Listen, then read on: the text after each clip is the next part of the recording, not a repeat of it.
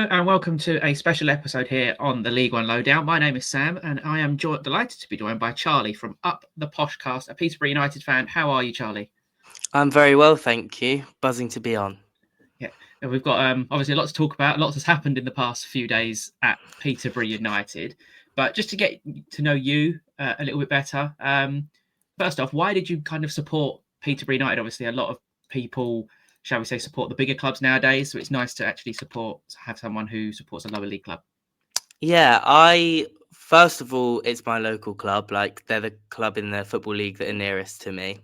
So it was simple, and it was just family. My granddad was a massive Posh fan, season ticket holder for years.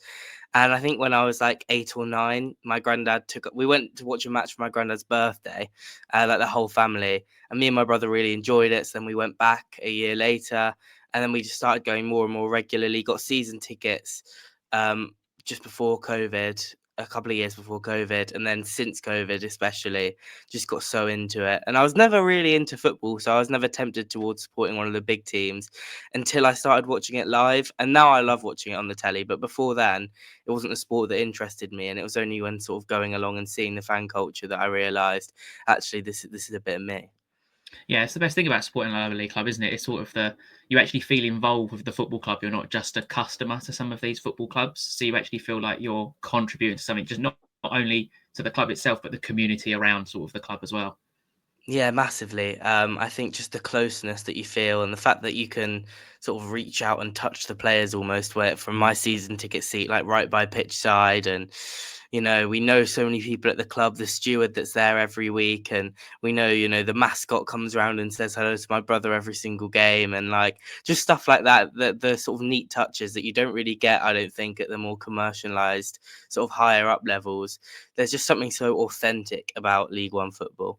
100%. So obviously the season, we're now nearly a quarter of the way, if not over a quarter of the way through the League One season. Cast your mind back to sort of start of August time. What were your sort of feelings at the start of the season? Were you thinking, obviously it was an okay season last year, you stayed up, but you also won a trophy. So going into this year, was it sort of we're aiming for top half playoffs, or we're just aiming to stabilise again?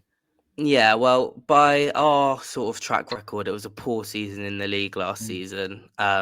We always aim to be in and around the playoffs when we're in League One, or at least we have historically. Obviously, we dropped miles below those levels last season. We were in a relegation dogfight for a lot of it.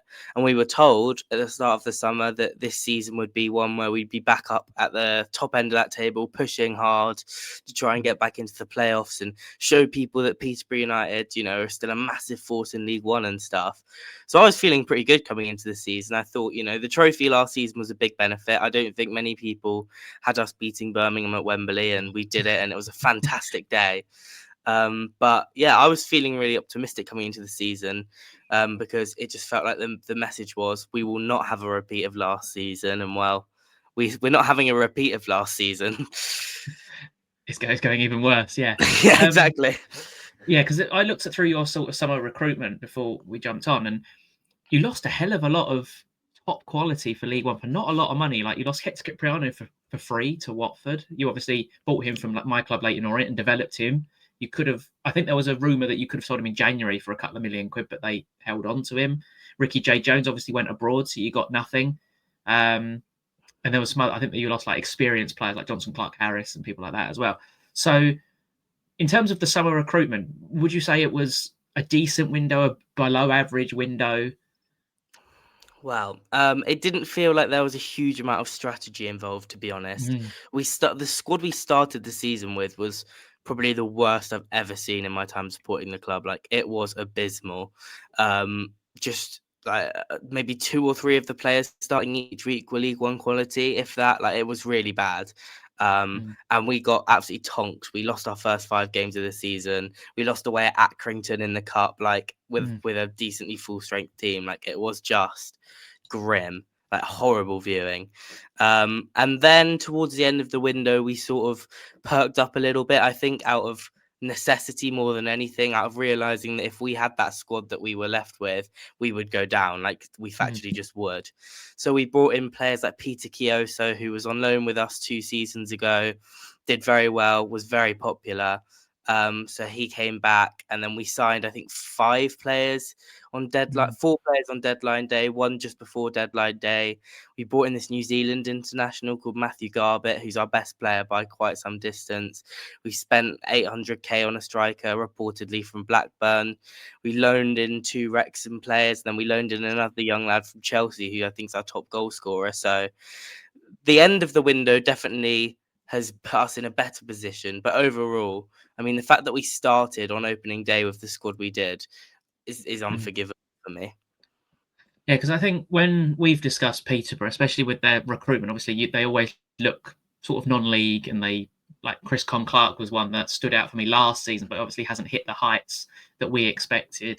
Cairo Lisby's another. We've seen bits of him. It seemed like you say it was a bit of panic. It come to deadline day, it's like we kind of got gaps everywhere in the squad. How can we fill them? And it was a very un-Peterborough approach I think I've used in terms of you loaned a lot of players, experienced players, which isn't really the Peterborough way. No, not at all. And we've been told for so many years that we don't loan in strikers because we sell strikers for big money. We're not developing other club strikers when we can do it for ourselves. And then on deadline day, we loan in a striker, which is like, it's something that I never thought we'd do. I just think the permanent signings didn't work out. I mean, we didn't shatter it, but a lot of the signings were outside of our traditional age profile. You know, we brought in Tom Lees, who's a very experienced 34-year-old centre half who's at Huddersfield. I mean, he's been very good for us, and he's definitely brought a lot of know-how, but it's a signing we didn't see happening. Jacob Mendy, who's now actually tore his groin and has gone back to Wrexham, he was 28. Even Tom O'Connor, you know, in his sort of mid to late 20s. Yeah, it feels like we just felt like we needed some serious reinforcement, and the young players that we had this season weren't going to do it. The non-league model, while it's been very successful for us in the past, I think other clubs have cottoned on to it. And so we now have competition for all of the top talent from non-league, and we can't offer as big wages as other clubs. And so we may have to rethink again what our model is going to be. Yeah, that's quite interesting actually, because obviously Darren, the owner, he's quite well spoken, shall we say, on social media as well, and he always puts his money where his mouth is, so to speak. You did spend, while you didn't receive a lot of transfer fees because your players left for free, he did spend a lot of money again. It just looks like it's been on the wrong players, if that makes sense again. Like the £1 million, I think it was Harry Leonard, the one you were talking about from Blackburn. I think he'd Yeah. only scored 4 senior goals, which is a very un-Peterborough type signing. Yeah, we generally like to take players that are scoring lots of goals in leagues below and try and transfer that, rather than take a player who's not scoring as many goals in a division above and go, well, if you can score 4 goals in the Championship, can you score 10 goals in League One? That kind of thing, you know? That's not really, yeah, as you say, it's very un-Peterborough. I mean, one of the things we've been doing in the last 2 years, which so far has sprung up very mixed results, as we've looked at the foreign market a bit more. We brought in 2 Swedish players last summer, both from the same team in the Swedish second division, and that's been a disaster. One of them's already left for personal reasons. Like I think, was struggling with moving to England and the pressure of playing in English football. And the other one who stayed, who was signed on a recommendation of the other Swede's dad. He's a striker who we spent £500,000 on, and oh my God, he couldn't hit a barn door with a banana. He is awful. He's already been docked to our under-21s. You know, he just, considering how much money we paid for him, and he looked great in the Swedish second division, but turns out they're not transferable levels, the Swedish second division and the English third division. Very, very different, I think. Yeah, being someone that's been to Sweden and watched Swedish top flight, I'd say that some of the teams over there are level with top end League One clubs. So £500,000 is an awful lot of money for a second tier. It's almost like one of them Football Manager signings where you've got another Swede in your squad. You want someone who's the same nation of him. Yeah. It felt like.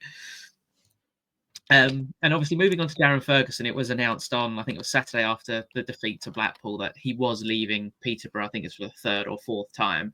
I'm sure you've got a lot of happy memories with Darren in terms of managing your club, but how can you summarise him in 3 or 4 minutes in terms of what he's just done for this football club, and if it was right to actually get rid of him now? Well, first of all, he is the greatest manager this club has ever had, and I doubt I'll see a better one in my lifetime, to be honest. Promotions after promotion, cup after cup, upset after upset. When people thought we were on the canvas and we'd been knocked out, Darren Ferguson would find a way to reinstall life back into this football club. Obviously, his first spell was very successful. Um, Came back for his second spell as well, also good. And then this last spell has probably been the most sour one. Um, he it just hasn't gone his way. He came in the back end of 22 to 23, and he did very well that season for us. We were like right sort of just outside of the playoffs, but we had a very good squad, and he managed to get us into the playoffs. We went on a run second half of the season. He was only appointed interim until the end of the season, and then obviously we played Sheffield Wednesday in the playoffs, which every single person who knows anything about the Football League will remember, will have that game burned into their memory. And that was just the low point for many Peterborough fans. Losing that second leg, the club was just broken, and we just thought, where do we go from here? And then Darren Ferguson, it was announced that he'd signed a new 3-year contract, and we were like, oh, okay. And then he just started putting together this young team. And oh, wow, were they some team. That was, Harrison Burrows and Ronnie Edwards and Hector Cipriano and Ephron Mason-Clark and Kwame Poku and Ricky J. Jones and Peter Chioso, Josh Knight, and the list just goes on and on and on. And it was just the most amazing season of football. Like, I've never seen football like it. We just had this such clear identity. We struck fear into the heart of every team we played against. We had some amazing wins. We went to Derby away on New Year's Day and beat them 3-2 to the top of the league. And then we lost in the playoffs to Oxford at the end of the season after having won the Virtue Trophy that season. And it was gutting because it felt like if we got promoted to the Championship that season, we would have kept some of that squad and we would have stayed there for quite some time. And then that squad within a month was tore apart, and he's just never recovered since, unfortunately. And even last season when we had the trophy and we could sort of cling on to the tail end of that squad, Hector Cipriano, Kwame Poku was still there, but all in the last years of their contracts. And he's just never been able to get it going since. He hasn't had players that can play his very demanding style of football. And this season has just been horrific. Very weird the way he's managed it. I'm going to be honest. I don't think he can have many complaints about being sacked. Started the season playing a back four with wingers, so we signed wingers for him to play that way. Then he decided he wanted to play a 3-5-2 and completely change it and become a completely different team altogether. So we signed the players to play in a 3-5-2, and just no matter what system, we can't stop conceding silly goals and we can't seem to attack properly. And so he had to go. And what I would say is he's got a great legacy. I think that will be his last spell. I mean, it's always risky to say that about Darren Ferguson, but I think he's done now. He might come back in an upstairs capacity. I know he's spoken about wanting to go into that side of the game, and I think he'd be a great fit for us in that regard. But yeah, as a manager and as a person, he's done so much for this football club, and I think all Posh fans will remember him very fondly. Yeah, do you think he'll be like replaced by maybe Barry Fry when Barry Fry moves on? Yeah, that seems to be what a lot of Posh fans think, that they seem to think that that's a clear succession plan. I mean, I still think he's got a lot to give to management. Darren Ferguson's never done well to getting other jobs. He's never really had, other than Preston, a big football club. And I think if one of the top sides in League One opts to sack their manager, if a Plymouth gets rid of Cleverly at some point in the near future, or a club of that ilk, he would be the perfect man because he's so good at this level. And he's obviously got a very good reputation developing a lot of young players as well. Like the amount of players that now play in the Championship or had played in the Championship, people like Assombalonga, Dwight Gale. Yeah. We could literally reel off probably a really good Championship 11 with the amount of players that he and your club have developed. So it looks like that job is going to fall onto Luke Williams. It's rumoured that he is at the football club today, heavily rumoured. Nothing confirmed yet. Is Luke Williams? Would you be happy with Luke Williams? Obviously, spells at Swansea, Notts County. Yes, it's actually better than I thought we were going to get. Because we're not a particularly attractive prospect right now in terms of a Mm. manager coming in. And first of all, can I say fair play to Luke Williams, because he's coming in and there is a real risk of relegation for this Hmm. season. So he clearly believes and backs himself to not only get us out of this, but then to rebuild the club. I really like Luke Williams. I love listening to him talk, and I always have, to be fair. I remember a clip of him talking about, corners and how they have the most shots on targets from corners, but they play it short. And Mm. I just remember being transfixed by him, even in his Notts County days, and just thinking, you know what, I really resonate with you, and you're the kind of guy that I like to hear talk about football. I have reservations about him coming in right now, because what we need is results, and we need them quickly. And he's like a trust the process style manager, isn't he? Where he has a clear style of play, and it may take a while. And do we have the squad for it? Is the next question as well. I think it's much better than I was expecting. I was thinking it would be some sort of like unproven, maybe young Premier League manager. Um, and I thought that could be an absolute car crash. So the fact it's an established manager who's got promotions on his CV, and who, his stocks before he moved to Swansea were very high. Mm. Yeah. Um, I think it's a good fit. And also, one of the things that I do take comfort in is, for years and years, Darren McAntony, the owner, has praised Luke Williams and said, he loves him as a manager and he's a great manager. And so it shows that he's not scrambling. He's actually got a manager that has been on his radar for a long time, and that he really, rates and wants to work Yeah. with.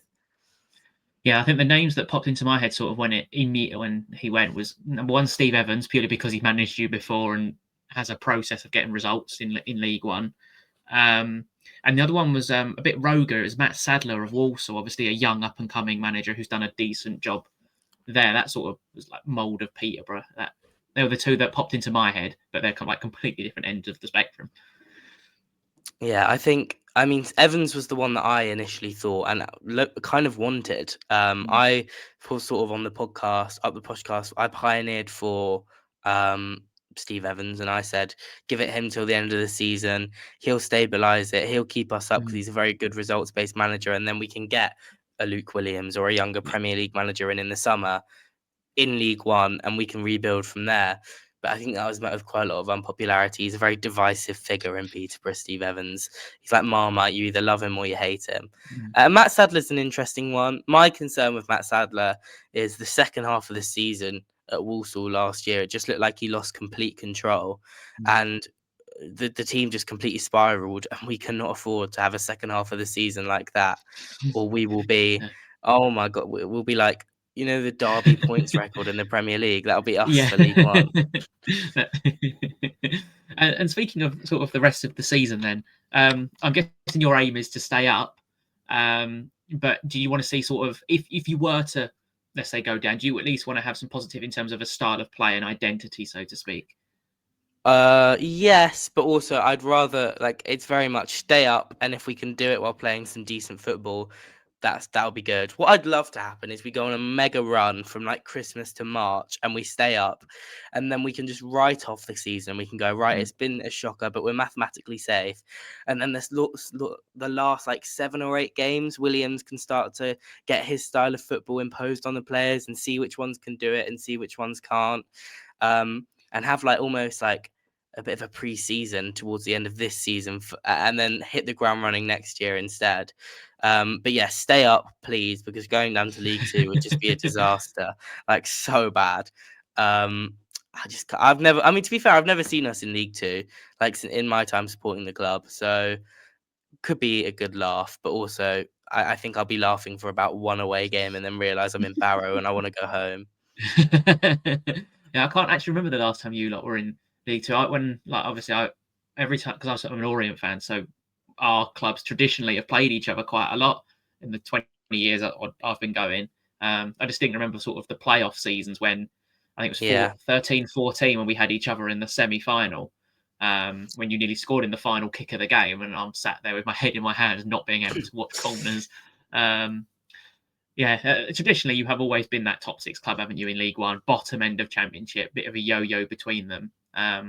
But this club that always had a knack of scoring goals, not being able to defend, but being exciting to watch was the main thing. And I don't think you've had that probably for 2 years now, have you? Especially not this season. I think you're one of the lowest scorers in the league. Yeah, and we look like we're never going to score. Like, it looks like it's going to be like all the goals we've scored this season have been rebounds and weird things. Like, we've not been dominant for a half of football yet, really. The closest we got was at home to Wickham, and we were 2-0 up at half time, and that was decent. But no, we don't really have an attacking style of play, which is very rare for Posh. Mm.